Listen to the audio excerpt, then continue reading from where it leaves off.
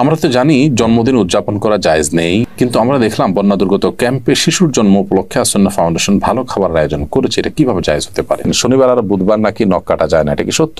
ঘুমানোর জায়গায় নামাজ পড়লে নামাজ হবে কিনা? ভাদ্র মাসে মেয়ে বিয়ে দিলে অমঙ্গল হয় বলে গ্রামাঞ্চলে শোনা যায়, এটা কি সঠিক? আমাদের এলাকায় কিছু মানুষ বলে কবরে মাটি দিলে তিনি 3 মুষ্টি দিতে হবে, এর কম দেওয়া যাবে না, এটা কি ঠিক? 4 রাকাত নামাজ ভুলে 3 রাকাত পড়ে সালাম ফিরিয়ে ফেললে করণীয় কি? কোনো মহিলা অন্তঃসত্ত্বা থাকা অবস্থায় তার কোনো আত্মীয় মারা গেলে তাকে দেখতে দেওয়া হয় না, এতে নাকি মৃত ব্যক্তির কষ্ট হয়। আসলে কি অন্তঃসত্ত্বা অবস্থায় মৃত ব্যক্তিকে দেখার পরে নিষেধাজ্ঞা আছে? জোহরের সুন্নতের 3য় রাকাতে থাকা অবস্থায় জামাত শুরু হয়ে গেলে করণীয় কি? চলুন তাহলে আর বিলম্ব না করে আমরা প্রশ্নোত্তর আলোকিত প্রবেশ করি। আমাতুল্লাহ আফরোজ আপনি লিখেছেন শনিবার আর বুধবার নাকি নখ কাটা যায় না, এটা কি সত্য? নখ কাটার নির্দিষ্ট কোনো দিনক্ষণ নাই যে এই সময় নখ কাটতে হবে বা এই সময় নখ কাটা যাবে না। সারা সপ্তাহের যে কোনো সময় যে কোনো দিন রাতে দিনে আপনি নখ কাটতে পারবেন। শুক্রবার নখ কাটাকে কেউ কেউ মুস্তাহাব বলেছেন, কোন কোন সালাফের আমল রয়েছে। এর বাইরে আসলে এটাকে সুন্নাহ বা ওই দিনই কাটতে হবে এমন কোনো বাধ্যবাধকতা নেই, আর নিষেধাজ্ঞা তো কোনো দিনের জন্যই নাই। বিদায় শনিবার বুধবারে নখ কাটা যাবে না মর্মে কথা যদি কেউ বলে থাকেন, সেটি নিছকই কুসংস্কার এবং দলিলবিহীন একটি কথা। এমনি আমজাদ হোসেন আপনি লিখেছেন ঘুমানোর জায়গায় নামাজ পড়লে নামাজ হবে কিনা? যে জায়গাটা আপনি ঘুমিয়ে থাকেন বা শুয়ে থাকেন বা যেটা আপনার শোবার ঘর, শোয়ার জায়গা, সেখানে নামাজ পড়েছেন, যদি পবিত্র হয়, পাক হয়, নামাজ হয়ে যাবে, কোনো অসুবিধা নেই। তবে নামাজের যাতে মনোযোগ থাকে সেরকম জায়গা থাকা উচিত। ধরুন সেখানে ঘুমানোর জায়গা, সেখানে হয়তো কালারফুল না বিছানা টিছানা আছে, সেটা আপনার মনোযোগ নষ্ট হতে পারে, এরকম হলে সেখানে বিছানা বিছিয়ে নেবেন, জানামাজ বিছিয়ে নেবেন বা এমন কিছু বিছিয়ে নেবেন যে আপনার মনোযোগকে নষ্ট না করে। এমডি মুস্তাফিজুর রহমান লিখেছেন তেলাওয়াতের সেজদার বিধান কি? যদি সেজদা না করা হয় তাহলে কি গুনাহ হবে? ভাই মুস্তাফিজুর রহমান, তেলাওয়াতের সেজদা দেওয়া ওয়াজিব। আপনি কোরআন কারীমের সেজদার যে আয়াতগুলোতে সেজদা বিষয়ক নির্দেশনা রয়েছে এবং তার পাশে সেজদা লেখা আছে, এগুলো তেলাওয়াত করলে আপনাকে সেজদা দিতে হবে।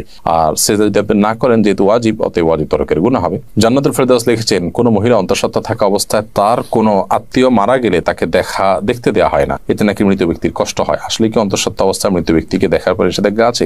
সম্পূর্ণ ভিত্তিহীন এবং কুসংস্কারের জন্য কথা। অন্তঃসত্ত্বা থাকা অবস্থায় অনেকগুলো কুসংস্কারের কথা আমরা জানি। এটা কাটা যায় না, সেটা কাটা যায় না, তারপরে চন্দ্রগ্রহণ হলে বাহির হওয়া যায় না, তারপর এই যে আরেকটা নতুন করে শুনলাম যে কোনো আত্মীয় মারা গেলে তাকে দেখা যায় না। একেবারেই ভিত্তিহীন কথা। আপনি যাদেরকে জীবদ্দশা দেখতে পারতেন, মৃত্যুর পর তাদেরকে দেখতে পারবেন। ধরুন আপনার শ্বশুর মারা গেছে, তো আপনি তাকে দেখতে পারবেন, যার সাথে আপনার দেখা দেওয়া যায় তাকে আপনি দেখতে পারবেন। অন্তঃসত্ত্বা হওয়া বা না হওয়ার কোনো সম্পর্ক এর সাথে বা এর কারণে কোনো পার্থক্য বিধানের ক্ষেত্রে হবে না। এমনি দেলোয়ার হোসেন লিখেছেন আমি গরু পালন করি, অনেক সময় গরুর প্রস্রাবের ছিটা কাপড়ে লাগে, এই কাপড় পরে নামাজ পড়া যাবে কি না? ভাই দেলোয়ার হোসেন, আপনি যে গরু লালন পালন করেন, এই গরু লালন পালন করতে গিয়ে যদি ছিটা পড়ে, সেই ছিটা যদি শুয়ের আগার সমপরিমাণ হয়, এরকম ক্ষুদ্র ছিটা যদি পড়ে 2-4টা, কোনো অসুবিধা নেই, এতে অসুবিধা হবে না। কিন্তু যদি অনেক বেশি পেশাব লাগে, ছিটা নয় বরং ফোঁটা পড়ে, অনেক ফোঁটা পড়ে, তাহলে সেক্ষেত্রে সেই কাপড় আপনাকে পরিবর্তন করে বা কাপড়ের সেই জায়গাটা ধুয়ে, যেখানে লেগেছে ধুয়ে আপনাকে নামাজ পড়তে হবে। আমাদের এলাকায় কিছু মানুষ বলে কবরে মাটি দিলে তিনি 3 মুষ্টি দিতে হবে, এর কম দেওয়া যাবে না, এটা কি ঠিক?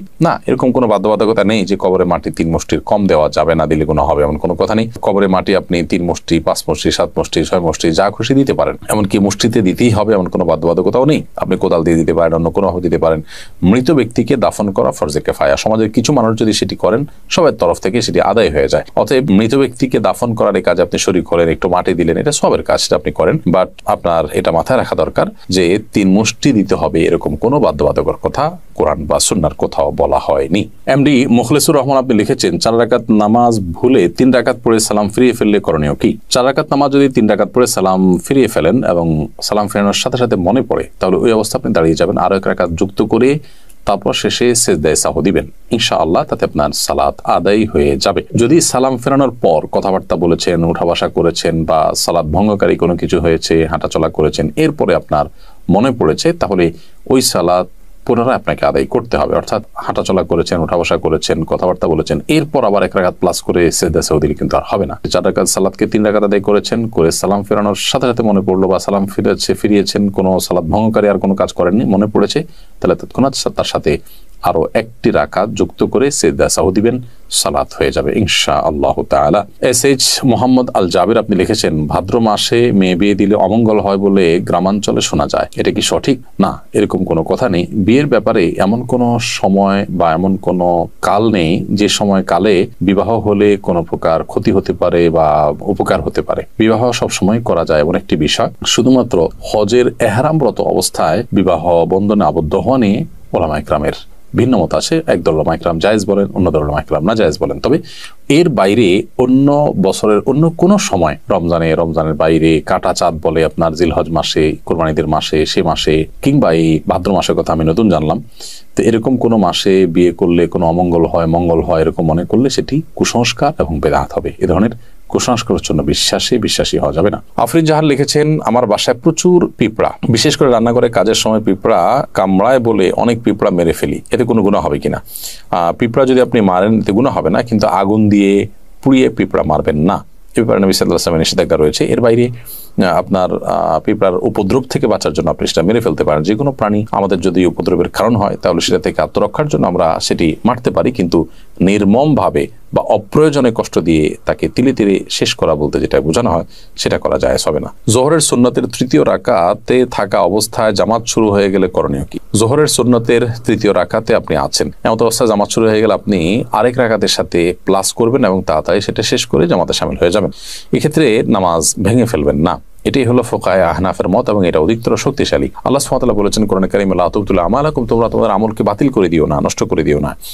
যদিও হাম্বলী মাযহাবের উলামা ইকরাম অনেকেই বলেন যে এরকম পরিস্থিতিতে আপনি নামাজ ছেড়ে দিয়ে জামাতে শামিল হবেন, কারণ নবী করিম সাল্লাল্লাহু আলাইহি ওয়াসাল্লাম বলেছেন, ইযা উকিমাতিস সালাতু ফালা সালাতা ইল্লাল মাকতুবা, যখন ফরজ নামাজের একামত হয়, একামত হলে তখন ফরজ নামাজ ছাড়া আর কোন নামাজ পড়া জায়েজ নয়, যার কারণে আপনি সেটা ছেড়ে দিবেন, এরকম মত তারা দিয়ে থাকেন।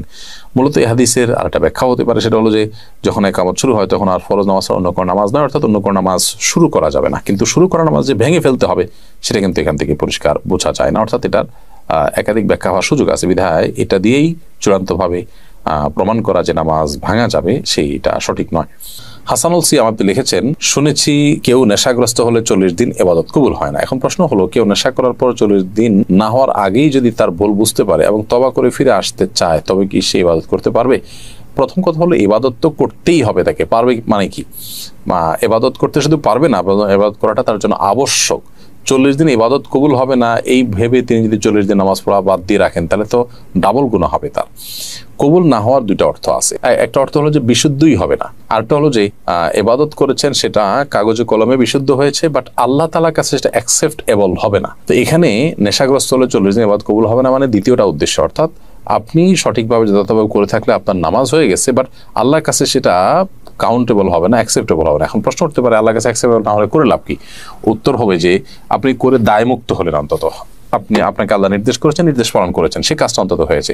আল্লাহ কবুল কি করলেন না সেটা তো আরেকটা বিষয়। তো এই জন্য এরকম পরিস্থিতিতে নামাজ বা অন্যান্য ইবাদতগুলো আমাদের ঠিক অব্যাহত রাখতে হবে। আমরা তো জানি জন্মদিন উদযাপন করা জায়েজ নেই, কিন্তু আমরা দেখলাম বন্যা দুর্গত ক্যাম্পে শিশুর জন্ম উপলক্ষে আসন্নাহ ফাউন্ডেশন ভালো খাবার আয়োজন করেছে। এটা কিভাবে জায়েজ হতে পারে? দেখুন, প্রথম কথা হলো যে শিশুর জন্মের দিনটি, যে দিনে সে জন্মগ্রহণ করেছে, এই দিনটিতে বাবা মা, আত্মীয় স্বজন সবাই আনন্দিত, এবং সেই দিনে আনন্দিত হয়ে তারা যদি ভালো খাবার খান, মিষ্টি কিনেন, এটা না জায়েজ পৃথিবীতে কেউ কোনোদিনই বলেনি। শিশুর জন্মের দিনে ভালো খাবার ব্যবস্থা করা আর প্রতি বছর জন্মদিন উদযাপন করা, কেক, মোমবাতি সহ, যেগুলোর প্রত্যেকটার আলাদা আলাদা ধর্মীয় ব্যাখ্যা আছে। কেক কেন ব্যবহার হয় জন্মদিনে, অন্য কোনো কিছু থাকতে কেক কেন, মোমবাতি কেন জ্বালানো হয়, এগুলো নিয়ে আপনি যদি একটু সোশ্যাল মিডিয়াতে অথবা আপনি গুগলে যদি সার্চ করেন তাহলে দেখতে পারবেন যে এর পেছনের রহস্যগুলো কি।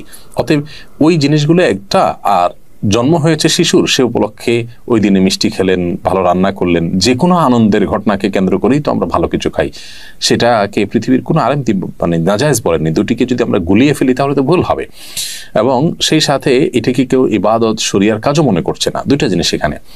জন্ম দিবস উদযাপন যেটি বছর বছর হয়ে থাকে, সেখানে যে সমস্ত আইটেমের প্রয়োজন হয় সেগুলো অগ্নি পূজকদের বিভিন্ন বিশ্বাস থেকে এসেছে, তাদের কৃষ্টি বা কালচার। আর যে কোনো আনন্দের বা যে কোনো সুখের কোনো ঘটনা আসলে তখন খুশি হয়ে নিজেরা ভালো কিছু খাওয়া বা খাওয়ানো, সেটাকে পৃথিবীতে কেউ নাজায়েজ বলেনি, এবং দুটি কখনো এক জিনিস নয়। এই পার্থক্যটা আমাদের করতে হবে। আমরা অনেক সময় এই বিষয়গুলোকে গুলিয়ে ফেলি। অ্যাক্সিডেন্টের কারণে আমার পায়ে প্লাস্টার লাগানো হয়েছে, এটা ভেজানো যাবে না, এমন অবস্থায় গোসল ফরজ হলে কি করব? অ্যাক্সিডেন্টের কারণে আপনার পায়ে যে প্লাস্টার লাগানো হয়েছে, পায়ে বা হাতে, সেই প্লাস্টার প্লাস্টার যদি বেচানো না যায় পানিতে, তাহলে ওখানে প্লাস্টিক দিয়ে বিভিন্নভাবে পেঁচিয়ে তারপর আপনি গোসল করবেন। আর যদি সেখানে প্লাস্টিক দিয়ে পেঁচিয়ে গোসল করলেও পানি লেগে যাওয়ার আশঙ্কা থাকে, তাহলে কোনোভাবে কোনো কিছুতে রেখে উঁচুতে কোনোটা মোড়াতে বা কিছুতে রেখে এরপর আপনি আলতো করে পানি দিয়ে বাকি শরীর ধোবেন এবং সেই ব্যান্ডেজের জায়গাটা বা প্লাস্টারের জায়গাটা ভিজা হাত দিয়ে উপর দিয়ে আপনি মুছে নেবেন। ব্যাস, তাতে ইনশাআল্লাহ আপনার গোসল হয়ে যাবে। একইভাবে আপনি উযুও করবেন। ধন্যবাদ প্রিয় দর্শক সম্পূর্ণ ভিডিওটা দেখার জন্য। আশা করি আপনারা অনেক কিছু শিখতে পারছেন, বুঝতে পারছেন। খুবই ইম্পর্টেন্ট ভিডিও, যতগুলি প্রশ্নের উত্তর ছিল খুবই গুরুত্বপূর্ণ। এইসব প্রশ্ন আমাদের প্রতিনিয়ত দেখা দরকার। অনেক কিছু আশা করি শিখতে পারছেন। আর এরকম ভিডিও প্রতিনিয়ত দেখার জন্য অবশ্যই চ্যানেলটি সাবস্ক্রাইব করে সাথে থাকবেন। ভালো লাগলে লাইক কমেন্ট করবেন। আসসালামু আলাইকুম।